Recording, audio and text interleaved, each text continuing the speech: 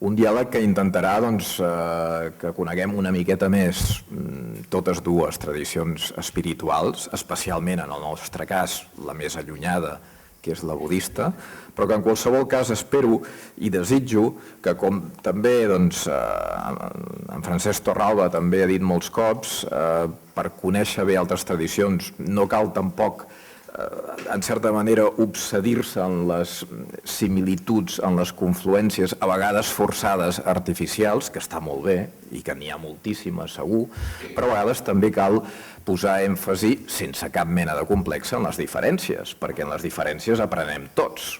The Buddhist worldview is beginningless, the world is beginningless, and it has an end only if we achieve enlightenment. Right now, we're trapped in the wheel of birth and death, experiencing many different kinds of sufferings. Well, as human beings, we don't have it too bad, but we still have lots of problems. Imagine the sufferings of the other kinds of beings. So, in order to purify our minds, we need to understand the nature of the mind and try to eliminate the impurities, especially things like greed, hatred, and ignorance. En això que anomenem el cristianisme, hi ha una diversitat de formes, maneres i articulacions de l'espiritualitat. Quin és el fi, o què anomenem quan anomenem espiritualitat, no? Anomenem aquell procés o aquella exercitació que té com a principal missió la trobada personal amb Crist i aclarir què és el que Crist vol de mi ara.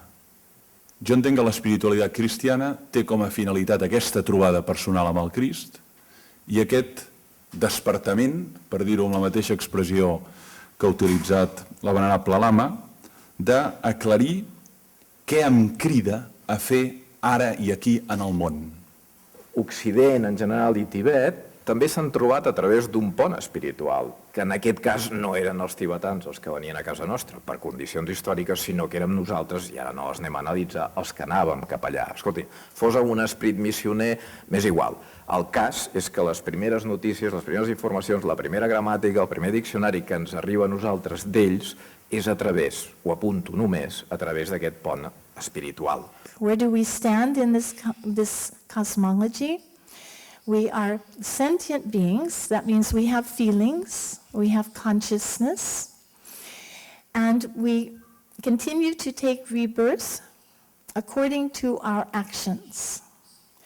Actions of body, speech, and mind. Okay, so in order to improve the quality of our actions of speech and our actions of body, we need first to purify the mind. It takes time. I'm really interested in a comparative dialogue on the concept of wisdom. So far, I haven't found too much common ground on this. The idea of ethics, the idea of contemplation, the idea of compassion, we find lots of common ground between the Buddhists and the Christians and other traditions. But the wisdom piece is, so far, I haven't been able to discover too much. So let's see, maybe we'll get further with this. In Buddhism, wisdom means to see things as they are. To see things as they are. Not the way we wish they were, not the way we wish they were not, but just as they are. Now, according to this tradition, the way things are not the way we see them. We see them in a distorted way. We see things distorted by our own expectations, our own desires, our own aversions. El nostre cor és inquiet fins que no descansa en tu. Vull subratllar en primer lloc la primera part de la frase, no? Inquietum est cor nostrum. Per tant, el nostre cor és inquiet. Vol dir que busca. Vol dir que no està satisfet en ell mateix. Vol dir que hi ha l'experiència de la mancança, de la indigència. En català utilitzem una paraula molt bonica, que és la fretura. Hi ha un neguit, una inquietud. Això, al meu entendre, és una de les característiques fonamentals de la condició humana, la inquietud.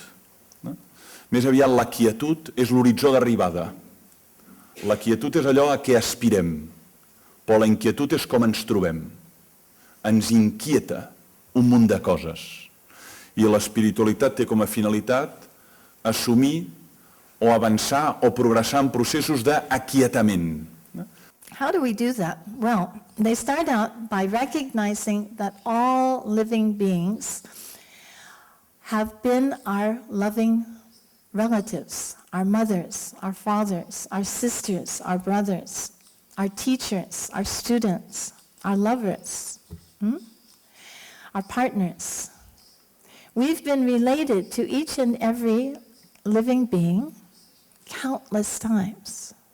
Si estem inquiets i l'aquietament està en Crist, la pregunta és com el trobo? On el trobo? Com aclareixo què vol de mi? Al final, viure en pau amb un mateix és viure aquietat. I viure aquietat és viure en Déu conformat a la voluntat de Déu. Per tant, viure alineat amb allò que Déu vol de mi. The next point is to develop loving kindness. Loving kindness for each person, which in Buddhism, love is love. It's a Christian value. From a Buddhist perspective, it's defined as the wish for all living beings to be happy. May you be happy, may you be happy, may you be happy. So they meditate on this. They meditate on loving kindness for each living being, especially the people who are giving us the most trouble. Those are the ones that we need to develop love toward most importantly. El mestre interior ja és dins teu. Una cosa és que l'escoltis o que no l'escoltis. I utilitza la paraula magister interior i utilitza la paraula el mestre interior et parla. Diu, és una veu que et parla. Diu, una vox interior, una veu interior que et parla. Pots no escoltar-la. Pots no escoltar-la una vida, però et parla. I per tant, la qüestió és primer parar l'oïda espiritual, que també està en els clàssics espirituals cristians. I un cop he parat l'oïda, aclarir i què vol de mi ara? Doncs que t'aquietis. I quin és el destí de l'aquietament? Viure conforme a aquest mestre interior que dins teu ensenya.